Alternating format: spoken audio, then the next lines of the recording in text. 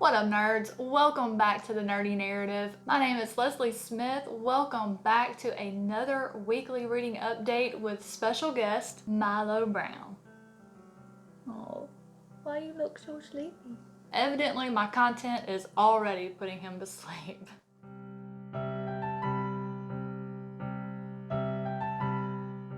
So if you've been around a while, you're probably used to watching one of these and seeing tons of books that I've read. Well, that didn't exactly happen last week. I don't know what I was doing, but evidently it wasn't a whole lot of reading. Well, I guess this one counts as a finished book. I did finish the fourth and final story of Stephen King's If It Bleeds, which was Rat. Rat is probably my least favorite story in this collection. It was still good. I think it's my least favorite because I haven't been able to put a bow on this one yet. I'll try to get a Rat review up soon so we can talk about that. I am still currently working on The Art of Dying by Kyle McKinnon. This book is so descriptively written that it just feels like it could easily be adapted to a comic book series. Like, the way he describes his characters, I just see them as being just an epic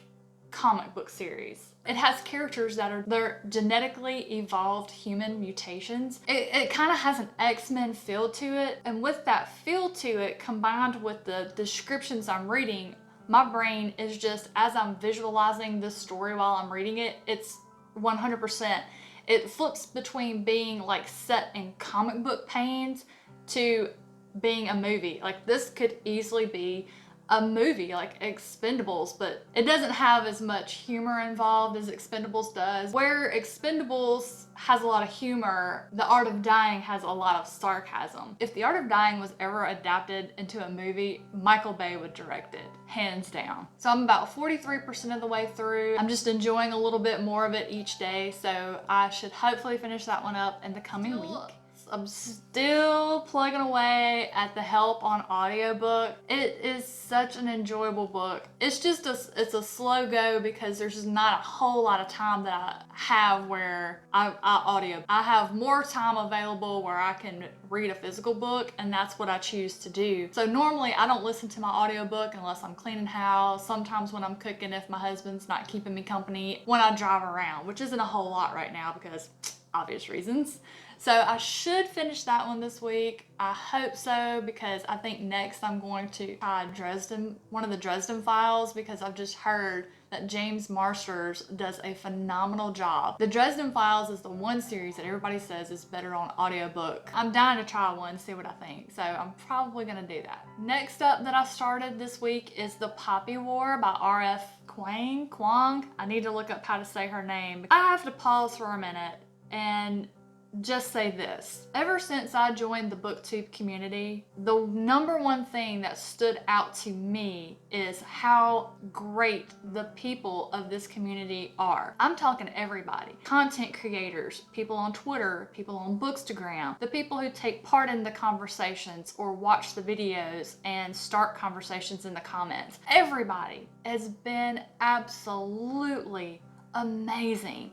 So that's the first thing. The second thing I love about BookTube is getting exposed to books I never would have picked up on my own and just having my world changed by it. Last week, you heard me talk about how I loved The Martian, and that would have been a book I would have never picked up on my own if it hadn't been a prompt in the Bookymon Readathon Challenge, and I loved it. The Poppy War satisfies another prompt in the Bookymon Readathon Challenge, and the prompt was reading a novel by an Asian author or based on Chinese mythology or lore, and I chose The Poppy War. The Poppy War was on my TBR based off some of my friends' recommendations, but it was way down on the list of priority. Due to that prompt, it got bumped up. And I won't lie, when I first started it, I kind of was like, didn't want to read it because I'm like, am I really gonna enjoy this? But I kept going, and it was nothing like I expected. This book, I just thought it was gonna be real history rich, war and focused on a war, but the way that the author goes about it is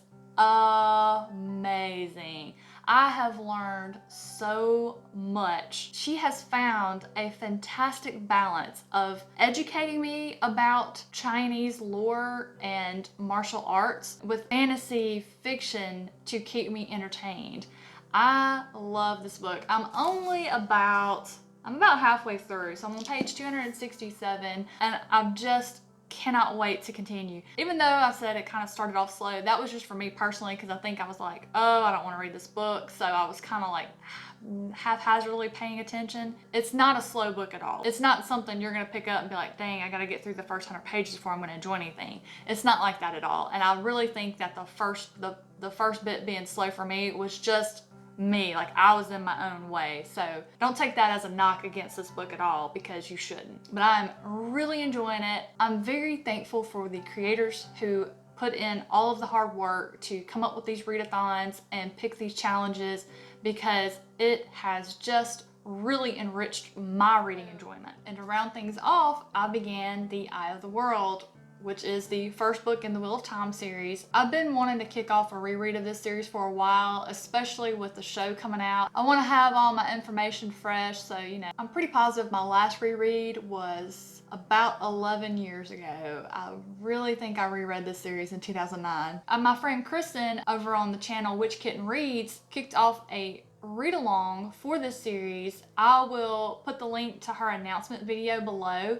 It is still very early on. I mean, I think we literally just started this week, and the schedule for this week was read chapters 1 through 13. We're taking it slow, and there is a Discord where we're all discussing the information together, meaning there is plenty of time for you to join in if you like. But I think I'm only on page 62 at this point. So if you've been curious to read these books or you want to read them again, please come join us. Even though I'm only 4 chapters in, the discussion on Witch Kitten Reads Discord has been really involved and interesting and exciting. I think what I'm most excited about is the chance that I'm getting to reread this series with a whole bunch of friends, and a lot of them are reading it for the first time. So while I'm getting enjoyment from getting reacquainted with some old friends of mine, I'm getting to watch new friends meet them for the first time and see their reactions and